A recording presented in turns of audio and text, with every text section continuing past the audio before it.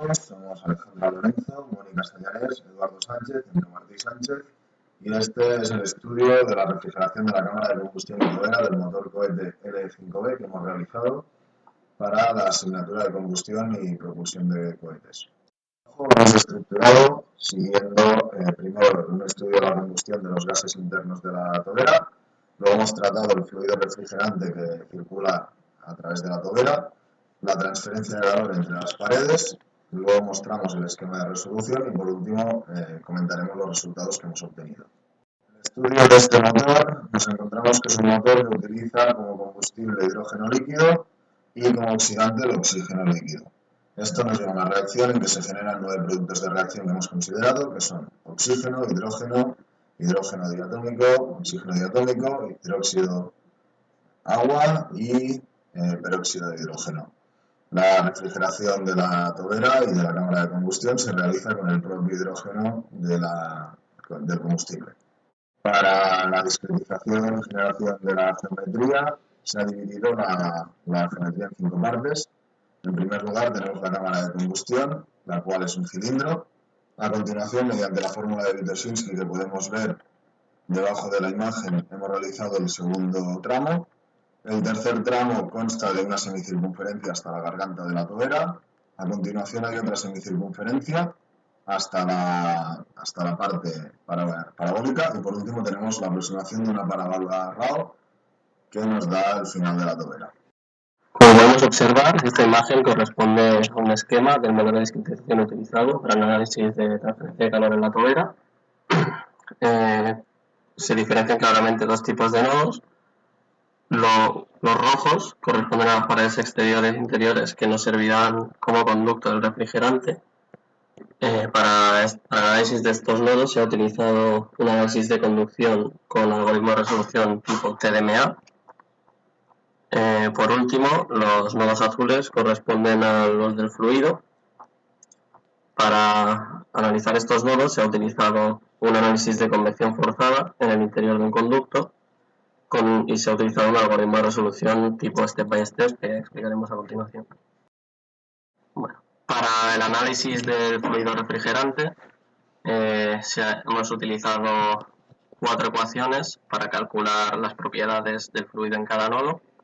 La primera de estas ecuaciones corresponde a la ecuación de conservación de la masa, la cual nos dice que la masa se conserva y por lo tanto el flujo másico también, y de esta forma, mediante esta fórmula obtendremos la velocidad del fluido en cada nodo. La segunda ecuación corresponde a la ecuación de momentum, con la cual obtendremos la presión en cada nodo, y como podemos observar en esta ecuación se ha tenido en cuenta los efectos de viscosidad de las paredes, así como la posición en la que se encuentra el conducto en cada momento, es decir, en los tramos inclinados se tiene en cuenta el efecto de la gravedad.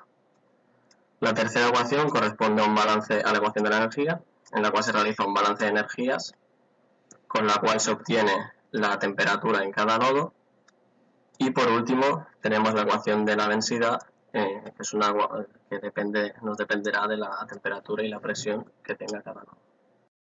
A continuación procederemos a explicar la función que resuelve el algoritmo step by step para obtener las propiedades de nuestro fluido. Lo primero que tenemos que tener en claro es que este algoritmo se basa en obtener las propiedades del siguiente nodo en base a las del nodo anterior. Lo primero que hacemos es cargar las tablas que contienen las propiedades termofísicas de nuestro fluido, en nuestro caso el hidrógeno.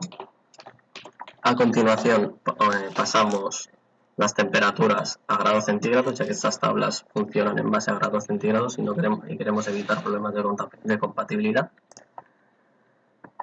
Y determinamos las temperaturas iniciales del nodo anterior como las temperaturas estimadas. A continuación, lo que debemos hacer es calcular una temperatura media y una presión media para que nos permita calcular las propiedades termofísicas. Esta presión media y temperatura media van a ser la temperatura estimada más la temperatura inicial del nodo anterior dividido entre 2.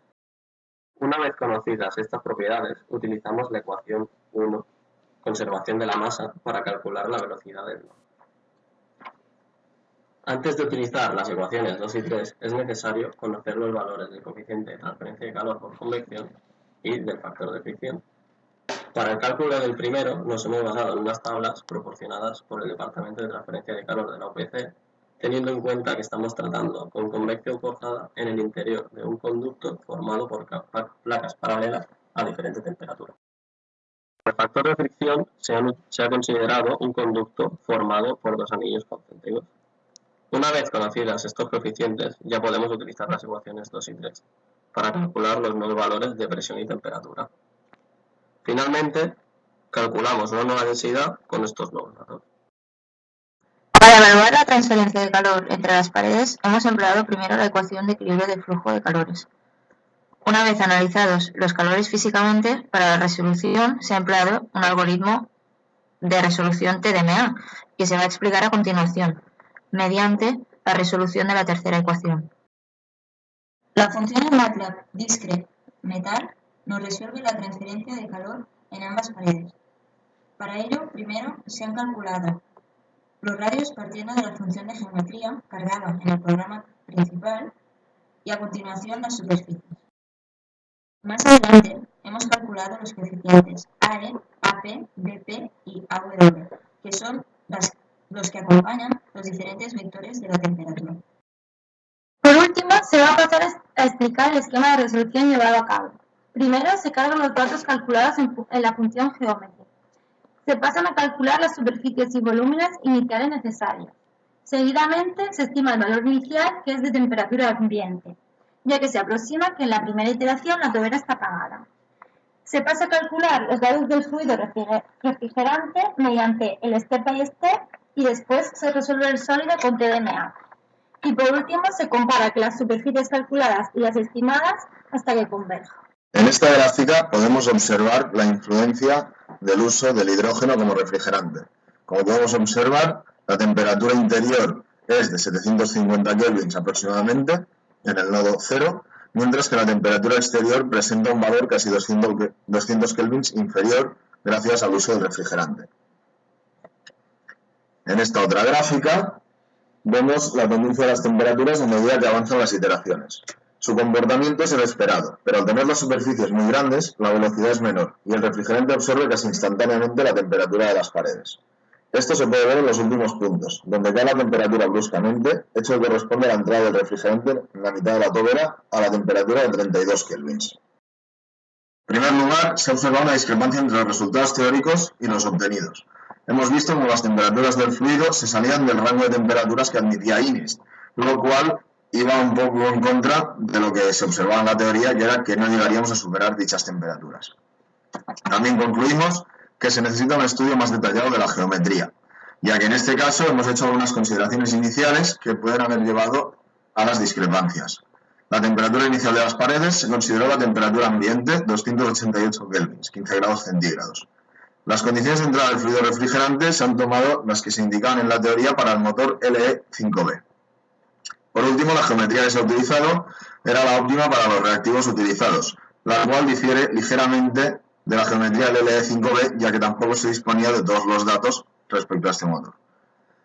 Por último, concluimos que el funcionamiento del algoritmo diseñado es el correcto, ya que el comportamiento de las propiedades termofísicas ha sido el esperado, a pesar de que los resultados diferían ligeramente de lo teórico.